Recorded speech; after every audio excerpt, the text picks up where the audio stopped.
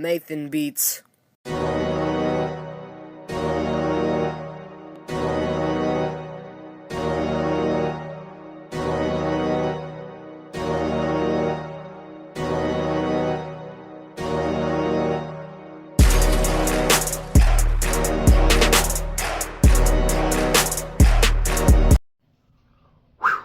What's up, guys? This your boy Mr. I240. I'm back with another video today.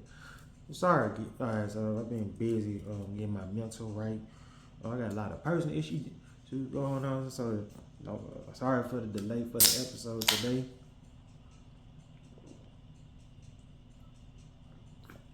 Oh, I'm thirsty, but I have a lot of personal and mental issues going on, so I just need to gather myself and get my mental right.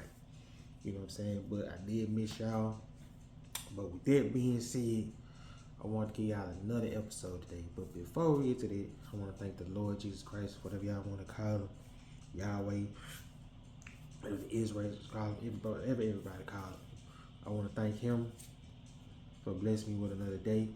If it wasn't for him, won't be no me, won't be no Paige, won't be no y'all. There's a lot of stuff going on in the world, and I'm just trying to enjoy the beautiful world right now, you know what I'm saying? Because a lot of, issues going on, I don't know if I'm going to be on YouTube no more because, with the ID verification stuff, and I don't know, it's just a lot of crazy stuff going on in the world, so I don't know, you know what I'm saying? But until they make that official, whatever, or the thing hit my page, I'm going to continue to make content, you know what I'm saying?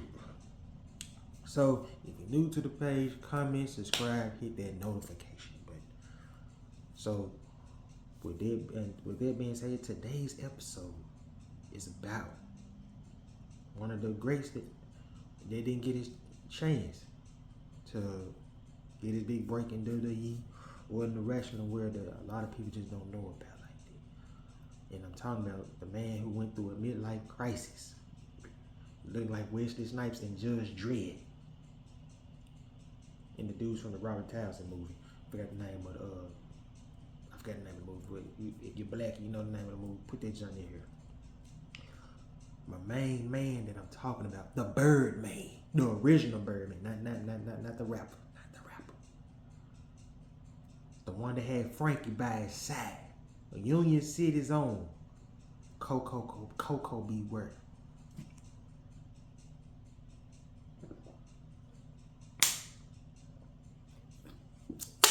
Excuse me, y'all. So, with that being said, let's get into it. Coco B. Word, wrestling career started 1978. Word spent his early days in the sport in the Mid-South, Georgia, and NWA and other NWA territories. Early in his career, Coco Word, as he was known, did not find great success. Learning the ropes and paying his dues in Jerry Continental Wrestling Association in Nick Gallagher's territory. It was not until the late 1980s where fortune changed when he participated in a battle royal to crown the first ever Mid-American television champion. The crowd favorite was Jimmy Valley. Jimmy Baby, all that, you know what I'm saying? Jimmy Valley, if you're from Memphis, you know you're me. Who were accidentally knocking to Danny Davis and eliminated. Moments later, Coco dumped Davis into the floor and he won his first title, so he became the champion. After the match, Valley returned to the ring and beat Coco B. Word down. Coco B. Word feud with Jimmy Valley was quickly expanded to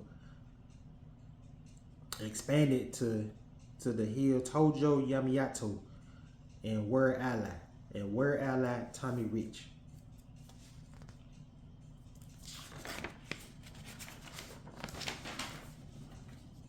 When Dunsh Martel returned to the CWA in early 1981, he quickly defeated Coco B. Word for the TV title, making Coco B. Word first run with gold quick. Damn, man, he ain't get a chance to get the gold? Damn. I would be tripping. I ain't even gonna go there.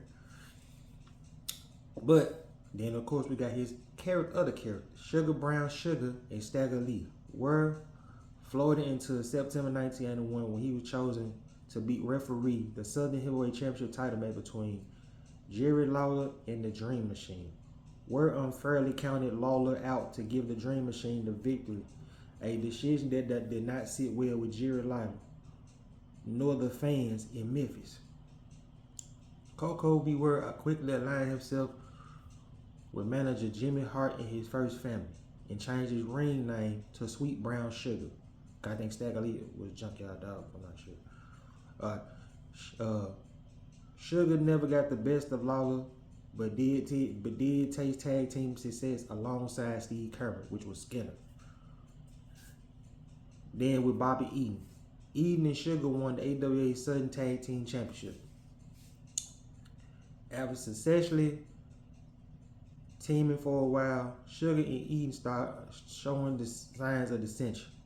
During their last run as tag team, with the tag team title, Eaton beat one of the Corbett's, Jacques, I can't pronounce his last name though, for the Mid-American Heavyweight title.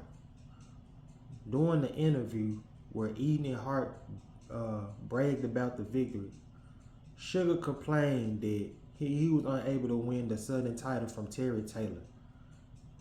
After being fed up, Hart finally slapped Sugar and sent the sunken superstar back to the dressing room, after which Eaton commented that Sugar has been whining like a woman. Later that night, the duo defended their title against Taylor and Bill Dundee, losing the titles when Sugar accidentally kicked Eaton, then left the ring. Eaton and Sugar contested in a series of grudge matches centered around the Mid-American title and the loser leave town match, a match that Eaton won, driving Sugar out of the arena. Later, a masked man calling himself Stagger Lee debuted. The fact that he looked and wrestled like a masked version of Sugar, I thought, what's now called Stagger Lee? Masked version. A masked version of Sugar helped make him instantly popular. Eaton, along the rest of the first family, tried in vain to unmask Lee but could not manage to do so. Bobby Eaton later turned face. He teamed with Stagger Lee for a series of matches. Okay. 1983, 1984. Pretty young things. During the tag team tournament in 1983, the Mad Stagger Lee teamed up with fellow face Norvell Austin to face Fabulous Tommy Rich and High Stuff Eddie Gilbert. During the course of the match, Stagger Lee mask was removed to reveal the man beneath it, promoting a heel turn for Coco Beware. So it was Coco Beware. He played two characters. Okay, cool. I didn't know that. Austin and Word became a regular tag team, dubbed as the Pretty Young Things, or the PYT. This was Michael Jackson had the "I Wanna Love You" PYT. They probably got it from there. You know what I'm saying? I'm not sure. I don't know, but just a little fun fact from the 80s. You hear me? Some good stuff. All right. The two men soon began wearing red leather jackets. Each had, I just said it. Told you. Each had a single with white glove and obviously an imitation of Michael Jackson further enhanced their pretty boy image.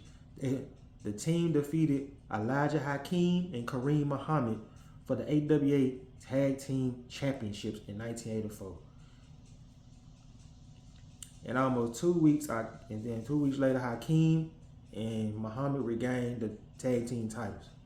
In August 1984, the Pretty Young Thugs began rationing for the World Class Championship Wrestling in Texas. They remained with the promotion until November 1984. But in November,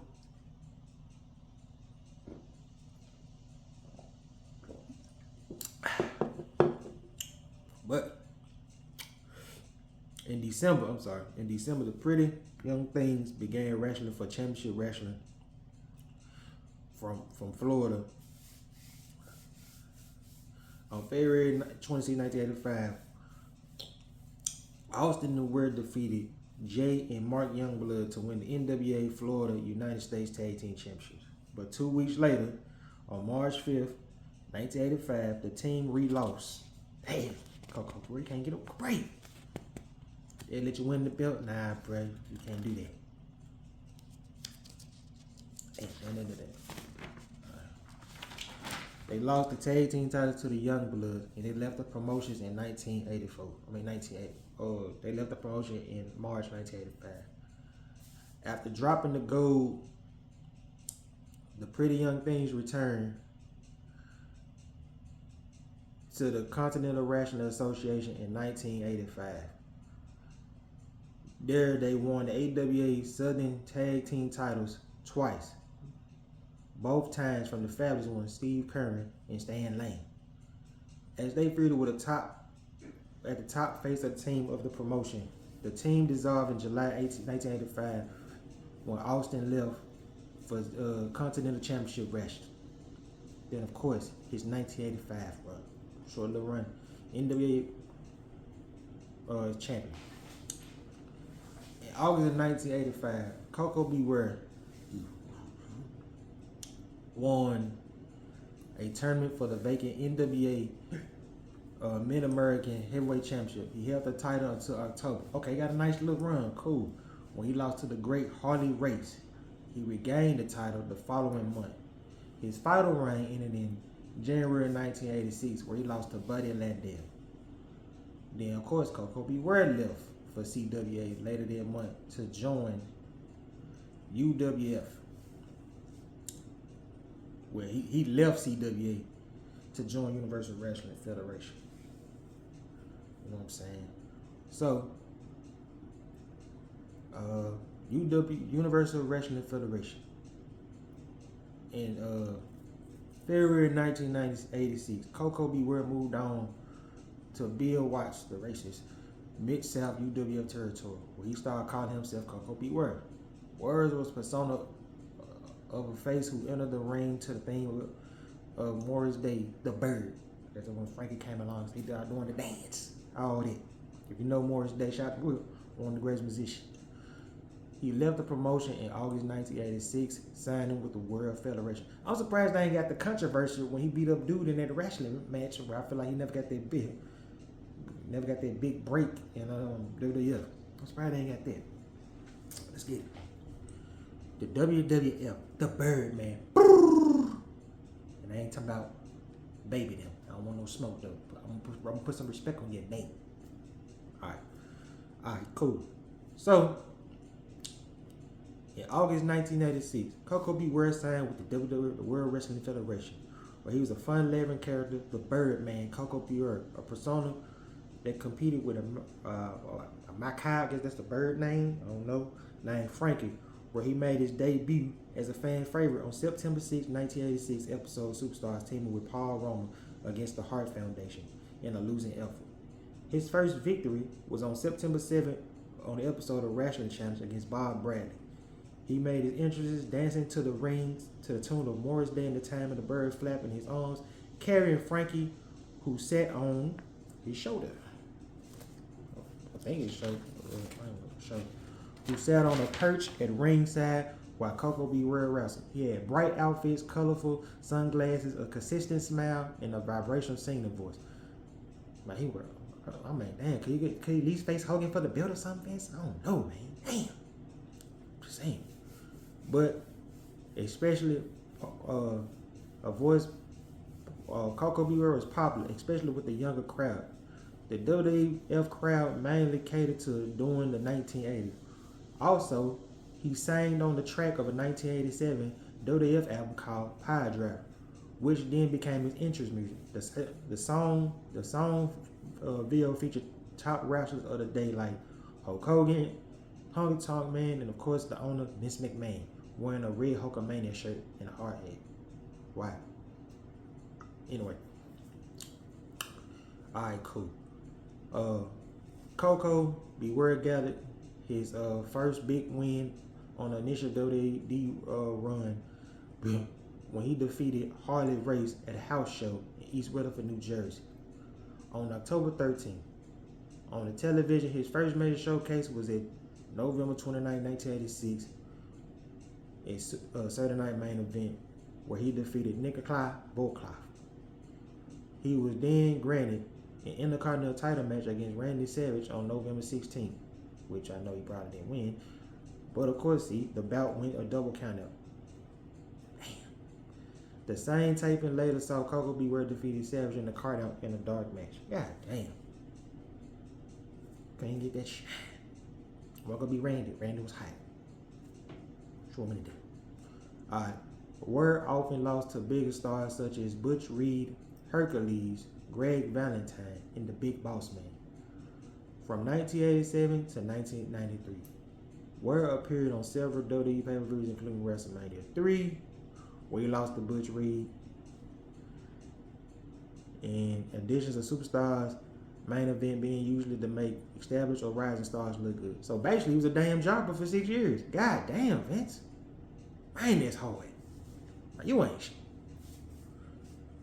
Damn. What, can you get a break?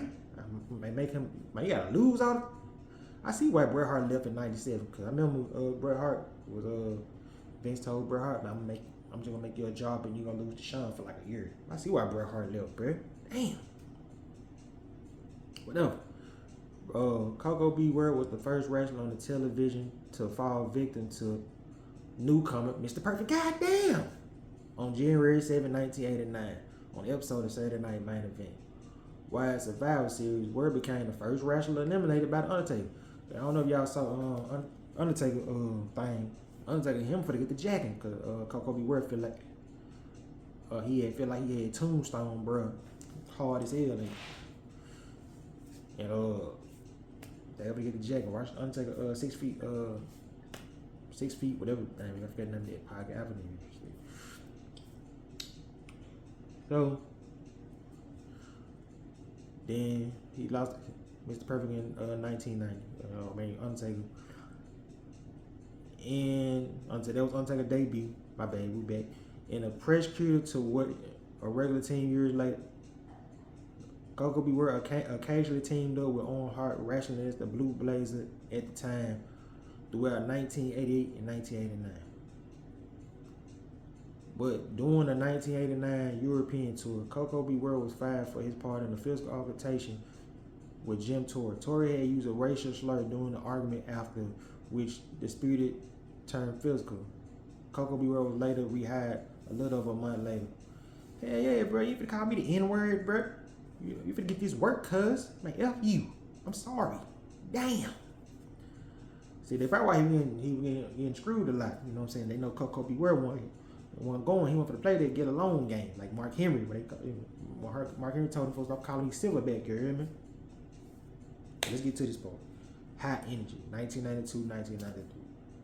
In 1992, Koko B. Ware teamed up with Owen Hart to form the high-flying team known as High Energy. Well-known wrestling circles for their gigantic baggy bright clothes. Man, that shit was corny. The team name was cool, but the pants, come on, man. You had for wrestling like MC Hammer and shit. Come on, man. Damn. In checker suspenders, they awfully feuded with and generally lost to the Nasty Boys. Look, they can't even get a feud win. God damn, Vince.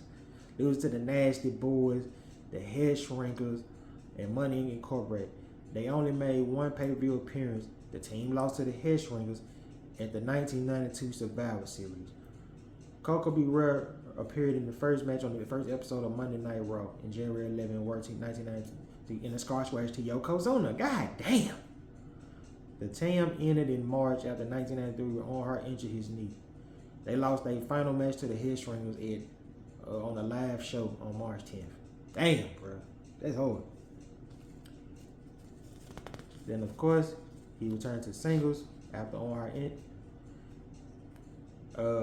he became a single wrestler immediately and did house programs with Skinner. At the same time, he made appearances in Memphis program USWA, a part of a talent exchange program between, that's what Vince and Lawler were working together. He continued to wrestle in the promotion throughout the remainder of the year. At least he was in a big push.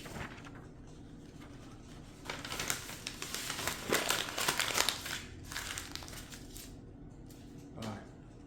Coco Beware returned to WWF in 1994, where he appeared on the March 21st episode of Monday Night Raw and faced Jeff Jarrett. Probably lost that match too. He would then appear on the April 9th episode of Superstar, losing to IRS. He picked up his first victory against some slow ass nigga, Bastion Booger, on April 16, 1994. On the episode of WWF Mania, Coco then embarked on a house show tour in England where he had 3 victories over who? Poffo. Trash. Later that month, Coco faced his former partner Owen Hart on the episode. On the June 18th episode, of course we know he lost it.